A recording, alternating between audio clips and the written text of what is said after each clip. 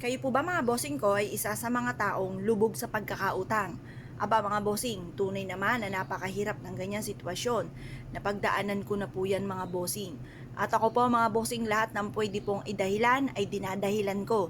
Ako po mga bossing ko ay araw-araw na umiiyak dahil hindi ko malaman kung paano ko mababayaran ang mga pagkakautang.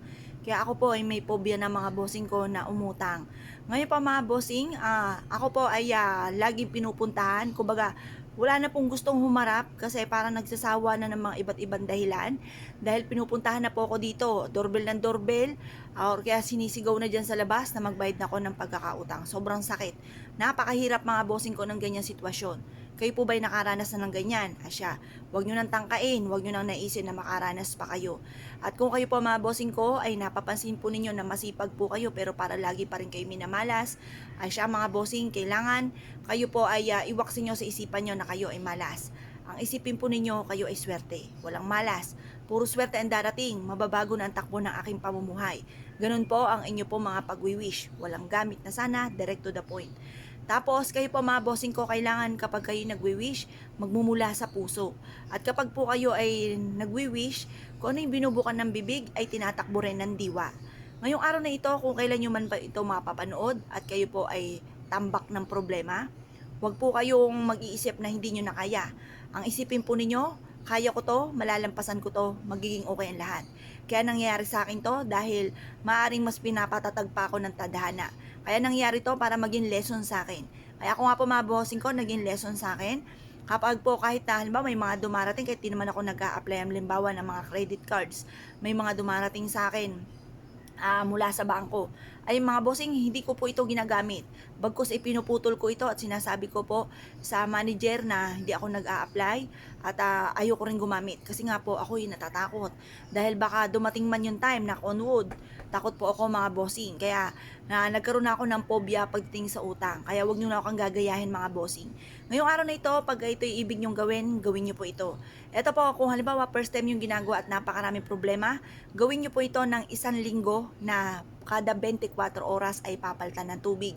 Pero kung kayo nakagawa na ng ganito or kaya hindi naman masyadong matindi ang problema, gawin nyo po ito kapag po palitan nyo ng tubig kapag po madumi na yung tubig. Huwag na lamang po yung tipo na gumagawa po kayo tapos may alinlangan kayo, huwag nyo nang gagawin. Or kaya po, huwag nyo pababayaan mga bossing ko na ang inyong pong tubig ay madumi na, hinahayaan nyo lamang. Kapag po ito parang marami na nakalutang, marami na alikabok, itapon nyo lang po ito, simple lang naman, lalagyan nyo ulit ng tubig, hugasang magaling itong ating baso. At pagkatapos mag-wish po kayo, halimbawa ganito po, harap kayo sa may silangan ng mga 6:30 or kaya alas 7, sa pamamagitan ng sipag at tiyaga at double time sa pagkayod, makakabayad na ako sa aking mga pagkakautang at kailanman ay hindi na ako mangungutang pa. Or kaya po ay sabihin nyo po dito, na i-wish po yung mga bagay na nais niyo. Magkaroon ako ng negosyo na dito na ako yayaman. Magkaroon ako ng mga bagay na matagal ko nang pinapangarap. Magkaroon ako ng malaking bahay. Magkaroon ako ng kung ano po yung nais po ninyo na walang gamit na sana. Ganon yung mga pag-wish.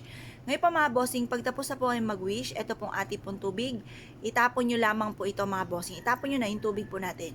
At pagkatapos ay palitan nyo po ito ng panibagong tubig pag nagdumi na ang tubig.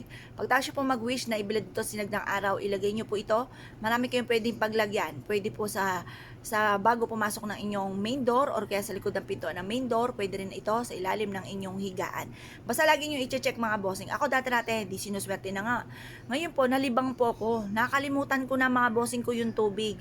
Alam niyo po ba, may dumating ulit ang pagsubok, sinilip ko sa ilalim ng higaan, ay nako, tuyo na pala. Kaya kailangan mga bossing ma-maintain ang kalinisan ng tubig at huwag niyong hayaan na matutuyo po ito. Kaya kung kayo pinaniwala at naisyo po itong gawin, ay siya mga bossing, good luck bossing niyo po lahat.